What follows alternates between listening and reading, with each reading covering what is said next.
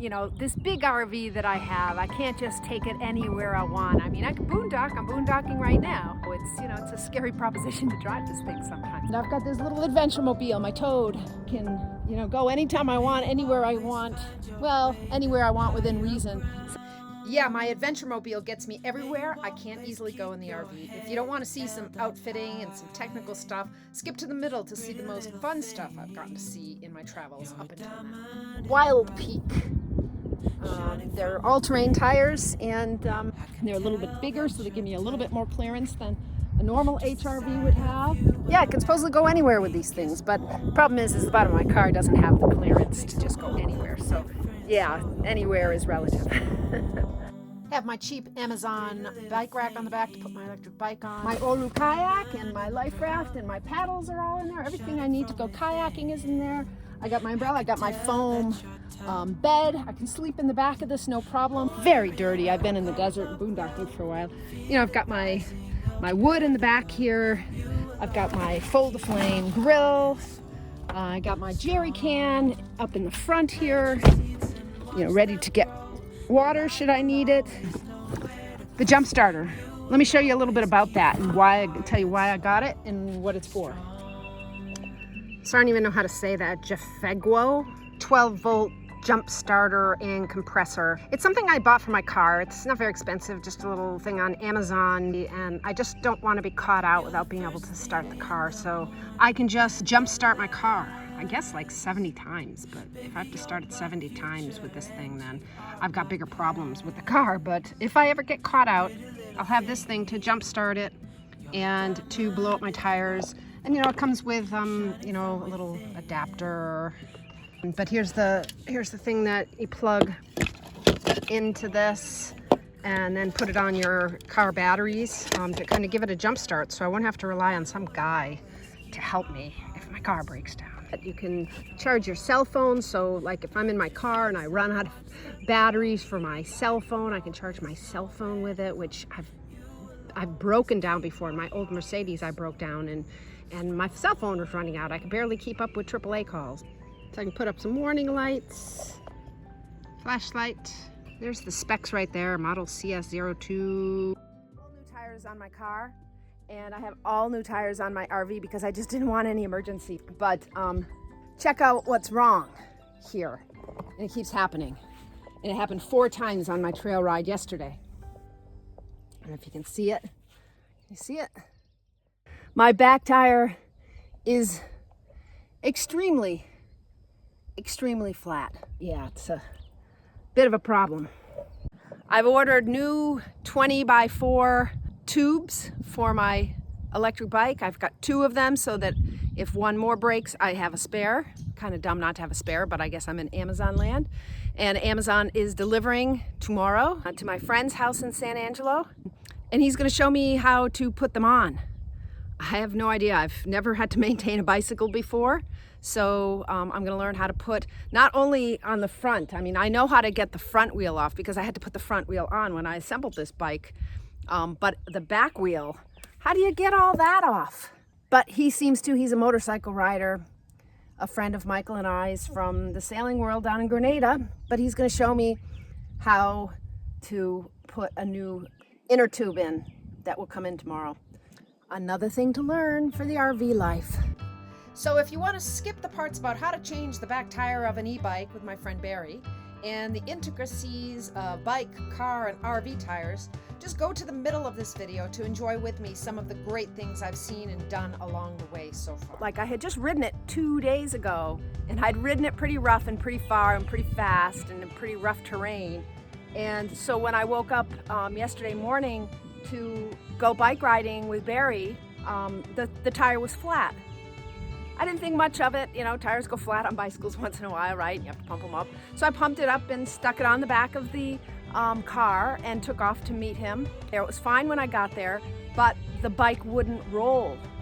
And turns out that on the other side that I couldn't see when I was blowing the tire up, the tube was right outside of the rim and the tire, and that's why it wouldn't go, because it wasn't on the rim. So I deflated again, and we laid the bike down and put it all back in, Didn't really have any tools, just like a little multi-tool that I happen to have in the car for these kinds of situations. But we got it back in, and then I just stuck the inflator on the back of the bike, put the straps around it, and brought it with me in case I needed it, because, you know, what if it went flat again? Well, it did go flat again. It went flat 4 more times in the course of like a 5 or 6 mile ride, very short ride on very mellow roads, you know, just dirt roads with not a lot of rocks and not a lot of jagged things.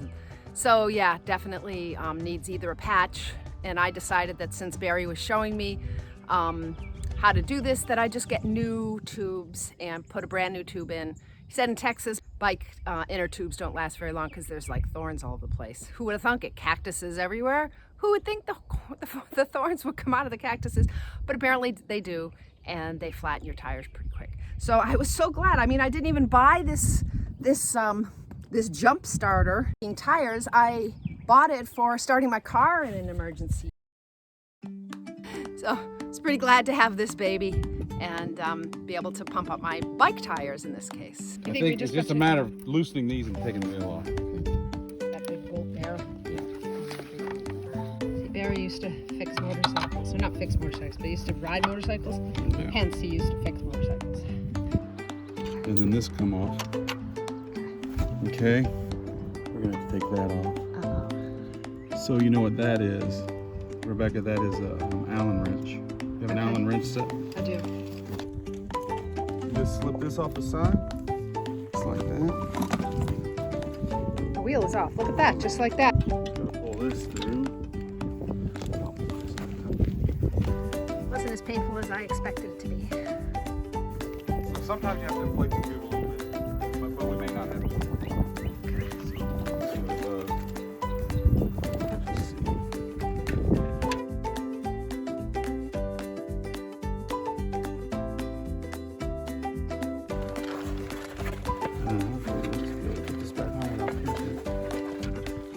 All the doggies want to be in the video.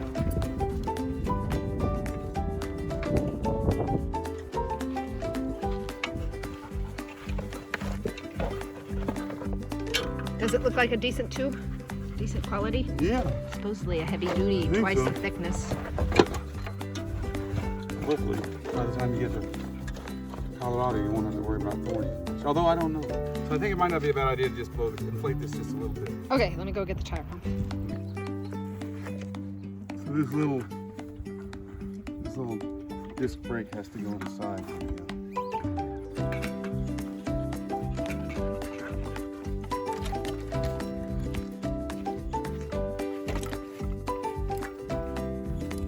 Let's see.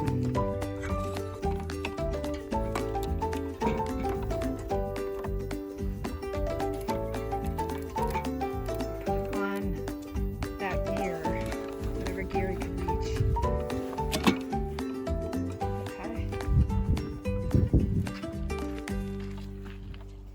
Okay, it's got both sides on, the wire's facing forward, that's a good thing.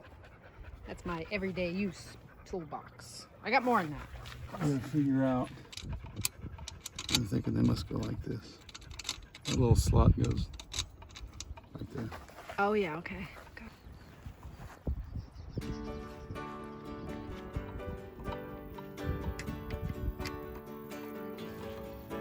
So I gotta put that on first this way. And then slide them in like that. So this little part right there. Yeah, so that goes on the inside. Inside instead of outside. I'm gonna do the same thing over Hold on, here. go take that one out. So we initially had it on the outside. It's gotta go On the inside. This has to drop inside the. So there's a little caliper. This disc has to go inside there. Okay. So I'll have this all on video, so next time it happens to me, I can just watch the video and say, how did he do it again? It's actually it's pretty straightforward. Yeah, it's easier than I thought it was going to be. I thought it would be like having to solder wires back together. Which one? That's supposed to be showing this little hole right there. Yeah, I don't think it's. You don't think that's anything? Okay. You know, the other thing is, Rebecca. What's that? One of these might be longer than the other one, and the long one might have to go on here. So the longer one is the one that holds in The fender. The fender. Support deal. Everybody, this is Barry, who I'm at in Grenada. Looks a lot different than he looks in Grenada. In Grenada, he lets his hair down. Here, he kind of holds it together because he's a financial planner. If you need any financial planning, he's your guy. Although I think he's trying to retire. No. I'm not No. trying. You're not trying to retire, okay. All right, good.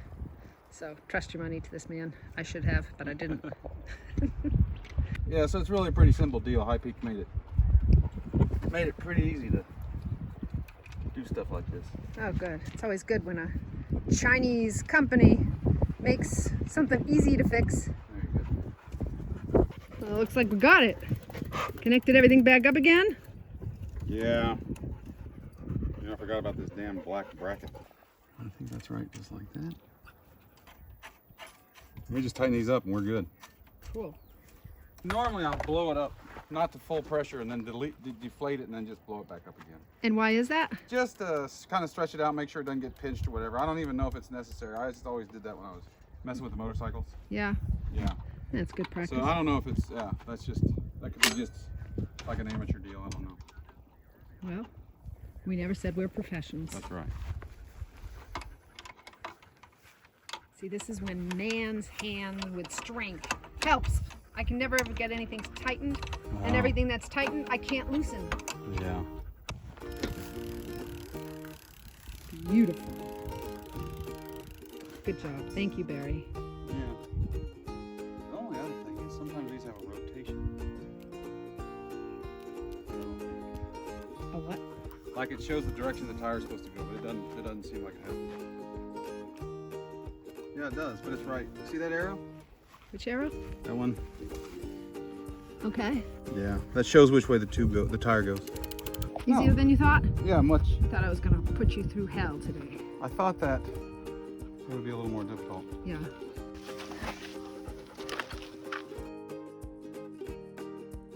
It's pretty handy to not have to plug it in. I really like that. Okay, wait. Put it to... Oh, I see. Put it down some. I got you.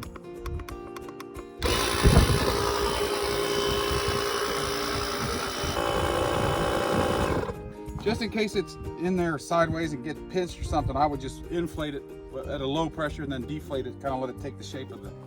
Okay. But again, I have no idea whether that's even a real thing. Will it do a car tire? It'll do a car tire. I think it's up to 60 PSI. Won't do my RV tires because they go to like 85. But yeah, it'll do my car. It'll do most trucks. Wow. It stops at 15 because that's what you Pretty said. awesome, man. So the boys are playing with fire over here. It's gonna My new grill. My South African friend it's Michael gonna start on fire on its own, but you can do that. is a great fire master, and he recommended this This is fold for the flame to s'mores? me. And after a lot of researching and experimenting with other ones, this is the one that I found to have the best quality, design, and size. Hamburgers on. I got the patties all made. You have to show this to Michael, make sure he approves of our brie. I know. Fry. Fry. Say it right. This thing really sets the ambiance in my camping get-togethers. It's sort of the center of the fun and camaraderie. Look at that, Bryce. You made a heck of a fire there, bro. Look at that. I really love it. And when it's time to go, it folds into 4 pieces in its own bags and gets put in my car, the Adventure Mobile. Makes life really fun and easy. We're gonna have some corn on the cob. And then maybe by the time we eat the corn on the cob, we'll be able to put the hamburgers on. We could probably put the hamburgers on now, huh? What do you think? I don't know. I think we need less flame. Less flame, okay. All right. Less flame. We're waiting. They'll singe on the outside. Yeah, we can use that thing, right? Yeah, we can. There. Yeah, so I've got just a little solid grill top from Walmart for on top of the folder flame. You know, for when I don't want to wait for less flames to cook.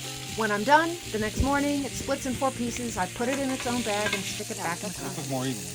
That's what I'm thinking. Yeah. They're pretty thick. Yeah, I made them pretty thick.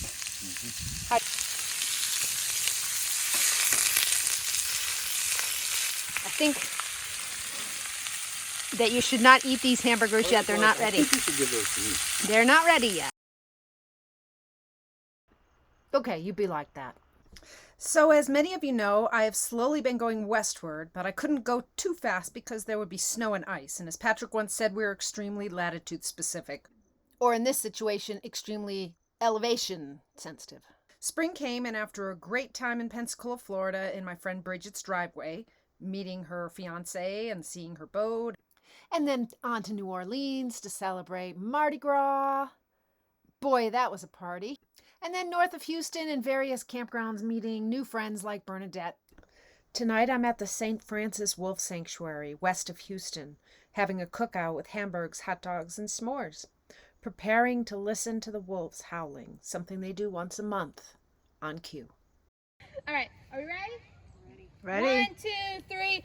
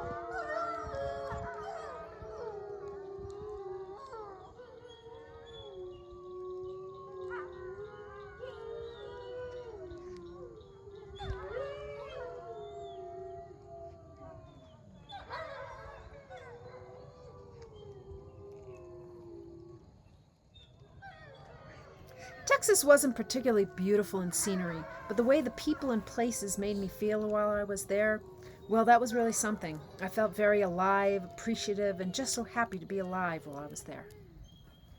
I think it's the people, their passion, and their zest for life. It was just infectious. I'm on the bus to Houston to go to Rodeo. Sometimes you see a whole lot more if you take a bus instead of driving the little adventure. If you want to buy cowboy boots, this is the place. If you want a new cowboy hat, this is the place.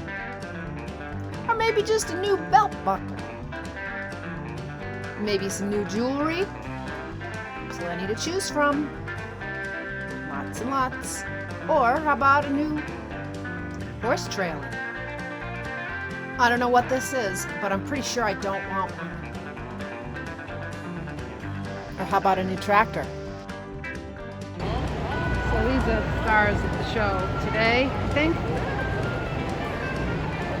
This big guy. Or this one. Jeez. He's like definitely getting ready for a good fight. I'd say this one has some built-in defense. What do you think? Here's some more zest for life, guys. Hello and howdy, everybody. I want to welcome all of you to the 20th, that's the 20th, our last performance of the 92nd Annual Houston Livestock Show and Rodeo. I want y'all to get ready for a very exciting event. You're going to love this. The night that our flag was still there. Oh, say does that star-spangled banner yet wave o'er the land of the free and the home of the brave.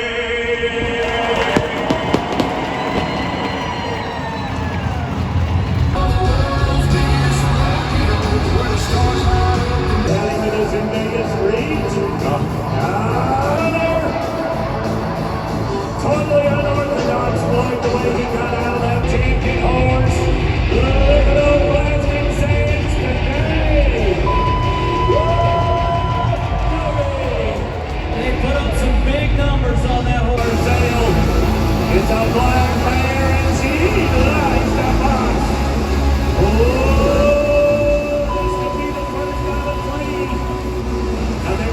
doctor twice since they caught her in December. She was outstanding, one win, one buck off. Look at her. Look at her. She said, my Lord, let me have it. I really can't believe how much I enjoyed watching this. I was at the point where the enthusiasm of all the onlookers and everybody participating, it just made me cry. Everybody else was cheering and I was crying my eyes out. Fans on TV cheering it on. Yeah, see me reach to that left foot. Oh, he is snapped. Oh, he's a resistance rookie. He just won forward. Look at the rematch. He is winning. Aussie, Aussie, Aussie. Woo! That kid is riding as good as anybody in professional rodeo. 167,000 Las Vegas. You see the score. How about 90 points for the Aussie from Western Texas College? He knew exactly what he did, fellas. I hate to say guarantee, but that has a very, very good shot of advancing. In the rodeo. Bullfighters move in. Shot. Takes a shot. Bull throws a little okey-doke at him. I want you to watch. He changes directions right here. That'll tell you just how good it is.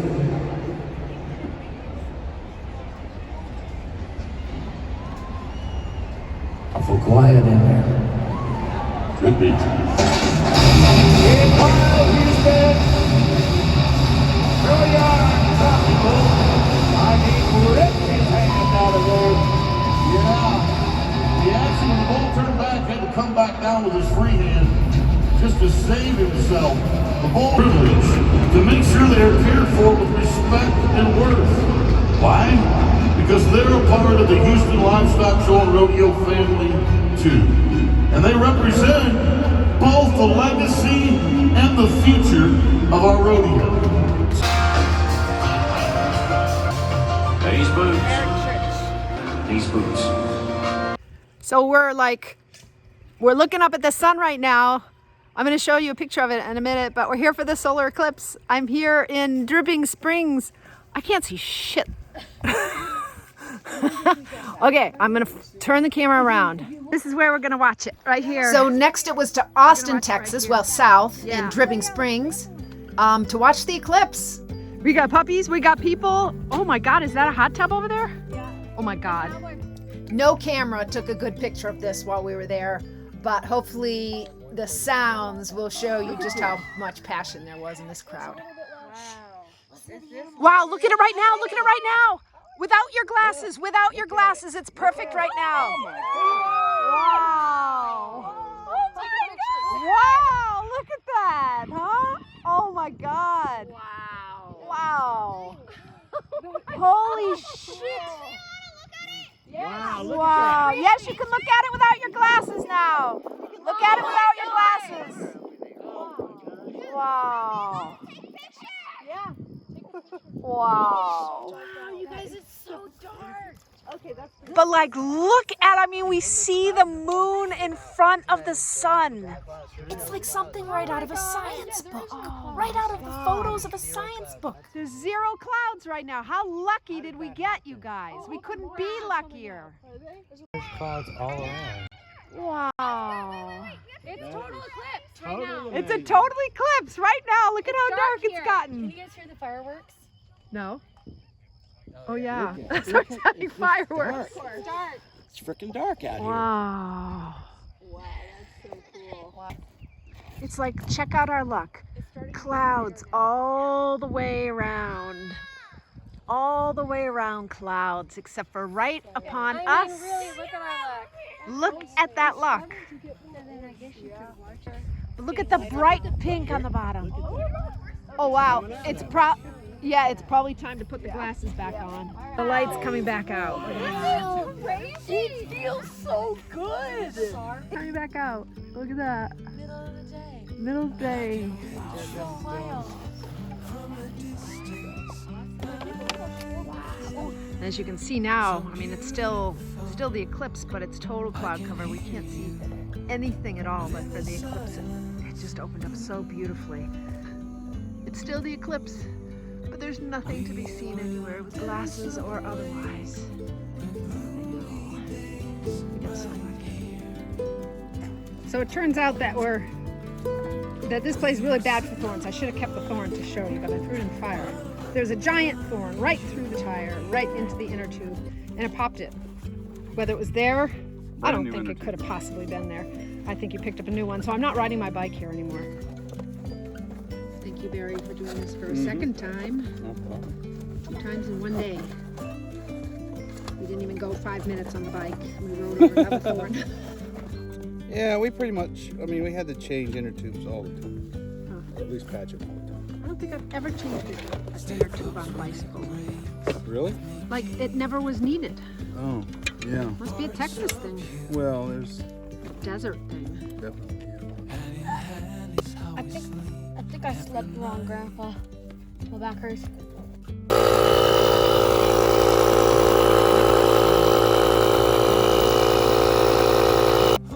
This is a man, a Texan man. Well, really an Ohioan man. Now in Texas. Putting a bike tire back on my bike.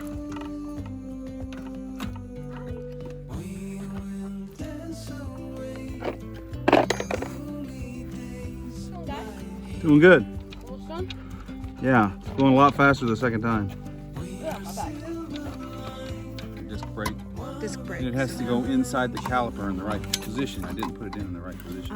Oh, there we go. Now it's spinning. Okay, So it's there's got to a go. gap. There's It's got to a get gap. in the Yeah, gap right there. yeah. When you hit the brake, it squeezes on that. So I had it in the There. gap behind it. So if the bike tires aren't a big enough hassle, you know, there's 10 more tires on the RV and the car to keep track of, and it's especially important to keep track of them while I'm driving. Most RVers will agree that a TPMS system, a tire pressure monitoring system, is pretty important to have on your RV. I think most of us have it. I don't think I have the best one right now. I've tried 2 different systems. At least the system that I'm using right now, the tire pressure monitors, the little sensors on the tires themselves, they all seem to work with the help of a repeater. An extender is plugged into my All Powers solar generator in the back that helps me get my back tires and the towed car when I'm towing, because it's a little too far back from the system that I have up front to look at. But all the tire pressure monitors at least work on the one that I have now, but I can't really recommend it. And it's primarily because of the monitor up front, which I'll show you in a minute. You can only see 8 of the tires, and I have 10 important ones. So 6 on the RV, because it's a dually, 2 wheels on the back of each backside, and 4 on the car. So I have 10 tires, and I need to be monitoring all 10 when I'm driving, just to make sure that no big emergencies happening and that I should pull over before things self. Yeah, I can't recommend the system that I have, but I wholeheartedly recommend getting a system, because I did have a situation where my brakes were overheating on the front of my RV, and without the TPMS showing me how hot it was getting up there, because it does have a temperature reading too, I wouldn't have pulled over and I would have lost my brakes. So I've since had all my brakes replaced. I've had all of my car tires replaced. I've had all of my RV tires replaced. Front right of the RV, front left of the RV. Back right outside of the RV, back left outside of the RV. Car front, car back, and then let me show you the inside of the dualies, and this is what I don't really love about this system. I can't really do this while I'm driving, so I just have to wait for an alarm of the inside ones. I can't really glance and look, but I have to push. Okay, so that's the back, whoops. Okay, so that's the back, whoops. So that's the back. So you can see how difficult this is while driving. So that's the back right, the one that was just right up here. That was the back back inside. So it's not very intuitive, so pain in the butt. I don't love this system. It's not always that accurate, but it will show me the extremes. So I guess it's better than nothing. I've tried another system, didn't love that system either.